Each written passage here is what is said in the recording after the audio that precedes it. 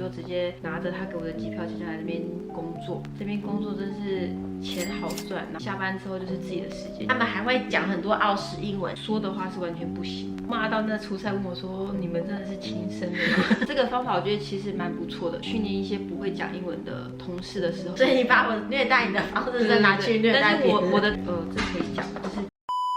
Hello， 大家好，我是贝拉，我是 Maggie， 我是 Money。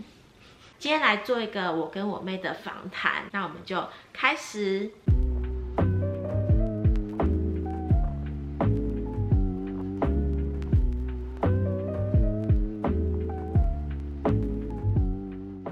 大家有看过我的书就知道，我在台湾是台北大学企管系毕业的，然后就是学士而已。我的话，我是念台中那个静宜会计系，就我们两个都是学士毕业就来澳洲了。我在台湾最后一份工作是做国外业务，那个时候在台南好像2万多块，快要3万，但不到3万块台币。我的话，那时候大学的时候念书在美食街工作，然后毕业后就大概做到副店长的位置，也是差不多3万块左右。这份工作因为要处理的事情比较多，有时候回家的时候就是还要处理一下一些订货的事情啊，或者是一些就是班表的事情，就是其实工作时间是蛮长的，就是要用下班时间做嘛。对，然后月休就是4天这样。哇，1个月要做26天，差不多。我是把我的裕隆老车卖掉，好像3万块不到，因为我之前还去了纽西兰，所以大概剩下800-900澳币来澳洲的。我的话，我是那时候基本上没有什么存款，因为其实薪资也低嘛，然后通讯费又高，因为可能你要联络厂商什么的，基本上是没剩什么存款的。当初是我姐她借我那个机票钱，然后我就想着来这边存钱，我就直接拿着她给我的机票钱就来这边工作，基本上是没有带任何钱过来。对，好像就是他从下机到从 Perth 转到 Karasa 这一段，就是全部都安排好，然后就一到 Karasa 就开始直接工作这样子。对。刚开始来澳洲打工度假，其实也没有想要留在这边的意思。我那时候打工度假的时候交了一个男朋友，然后他那时候跟我分手，所以我就不想要回台湾，我想要继续跟他在一起，就去念了会计的研究所。其实一开始我本来也是没有想留在这，我其实考了那个日本的交换学生，因为没有钱，想说先来这边工作。工作了一阵子之后回去发现，快就把学贷还完，然后想说再做个第2年，一做就发现哇，这边工作真是钱好赚，然后你下班也不用处理事情，下班之后就是自己的时间，就是生活上是蛮平衡的。然后你每个礼拜你还有时间出去玩，其实我觉得在台湾是比较可能有些人可以达到，但是我自己个人的情况是达不到这种平衡的，所以我就决定说那就留在澳洲这样。对，我也是觉得来了澳洲以后比较有时间和金钱，比较可以出去玩。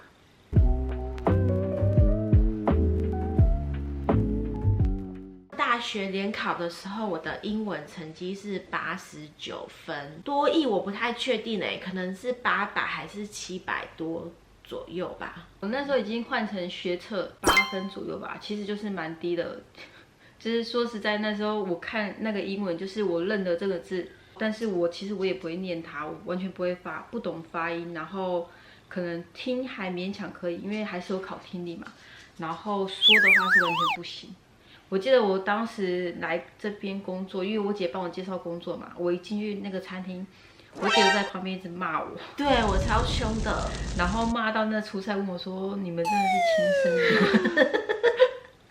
就是真的英文是太差了那时候，然后那时候我们店还有一个日本人，就我还变成就是跟他用日文沟通居多，就对我来说日文还比英文好，后来才开始慢慢学英文这样。其实我一刚开始英文也没有很好，因为我虽然考了89分，但我基本上是听不懂的。我去美国的时候，连海关问你的回程机票在哪里，或者只有 return ticket 这个我都听不懂，完全听不懂。一刚开始来的时候，又在澳洲的乡下，真的超吃力。就他们还会讲很多澳式英文，讲什么 radio 啊 smoke 啊。我想说你到底在讲什么？这辈子没有学过。对啊，对啊，很多他们有自创的那些一些单字。我记得他那时候就被我逼得很惨，因为我们那时候是在那个餐厅工作，所以每次点餐就会有那个单子嘛。然后我就会把那些客人点的单全部带回家，然后叫他每一天从开店到关店的单全部都要念一次给我听。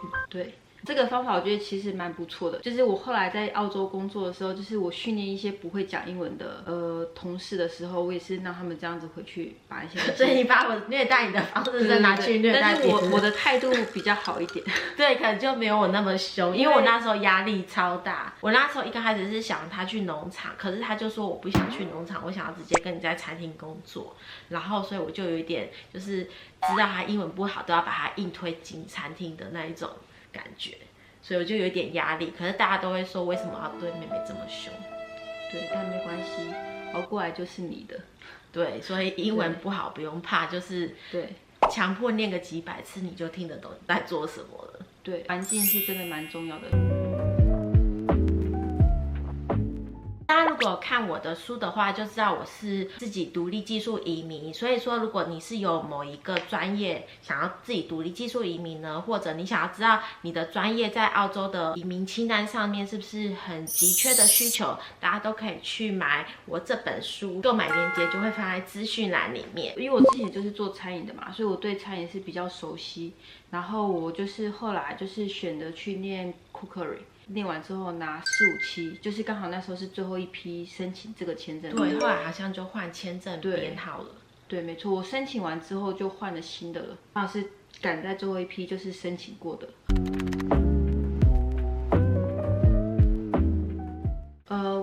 我自己个人是还好，不过其实工作上的话，是有些事情还是会让你想要骂点脏话，但是对，就是工作难免嘛。但是就我朋友身边的人的经验的话，就是担保嘛，对，雇主担保，他们就是很多是，这可以讲，就是怎样？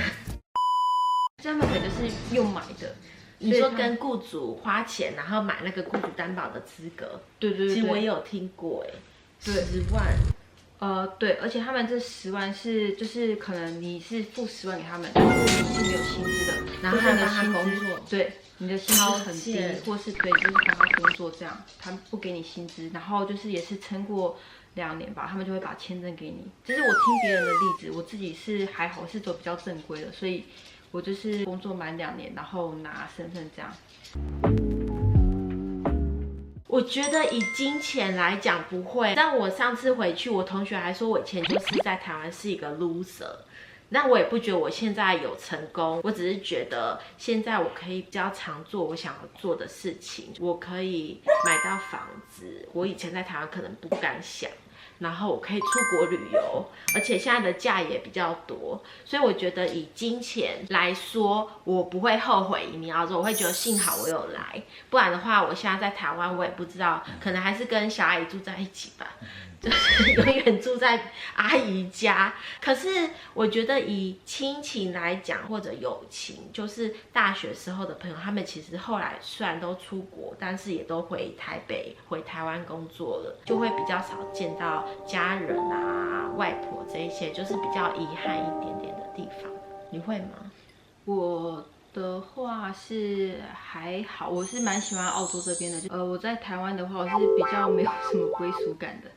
对，这我们是真没有归属感，因为我们从小就是被丢在外婆家长大，就是没有自己的家的那种隔代教养。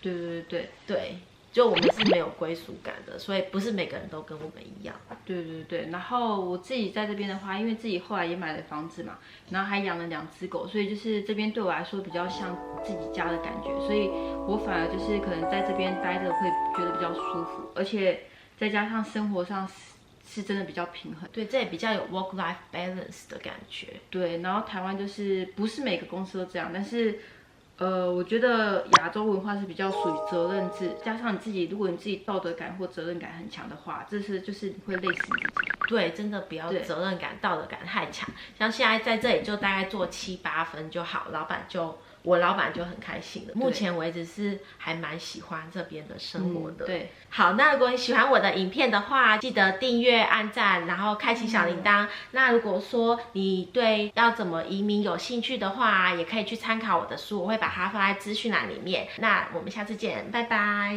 拜拜。